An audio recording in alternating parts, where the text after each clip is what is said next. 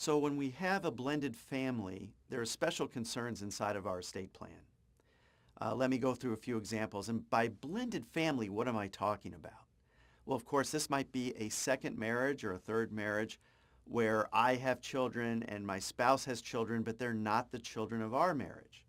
When we have a blended family, we have some very special estate planning concerns because what typically happens is the estate plan will say for my surviving spouse, I want he or she to benefit from these assets for the rest of his or her life. I want her to get income. I want her to access principal if she needs it for her health, to pay her ongoing expenses, for her maintenance, for her support. I want to do all these things, but then at her death, I don't want the assets necessarily to go to her children. I want them to come back to my children. And that's very, very common in blended families. But you know what you're doing when you do that is you have a situation where you're economically tying your surviving spouse to your children. Now, they may get along just great, and hopefully everybody does. But then again, when we pass away, the glue, the bond that holds our spouse to our children may not be as strong. And it's very important to consider the various ramifications, to consider the tug of war that might exist between our surviving spouse and our children.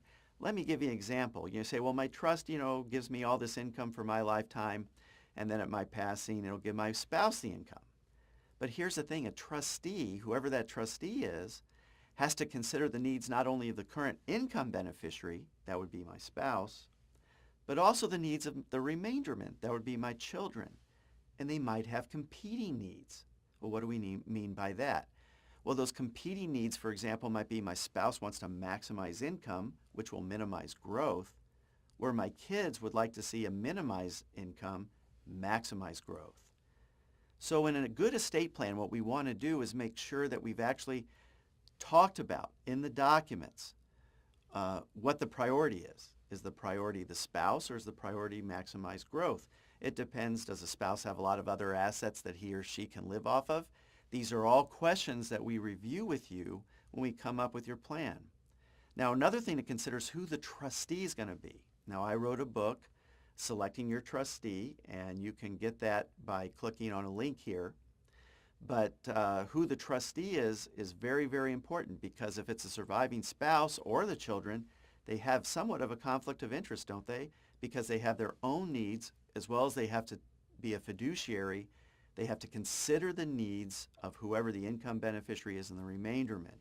And these can be very, very difficult, sticky issues that shouldn't be minimized. So when we have a blended family, there are a number of concerns that we want to talk about inside of your estate plan. And these are things that we do talk about with you.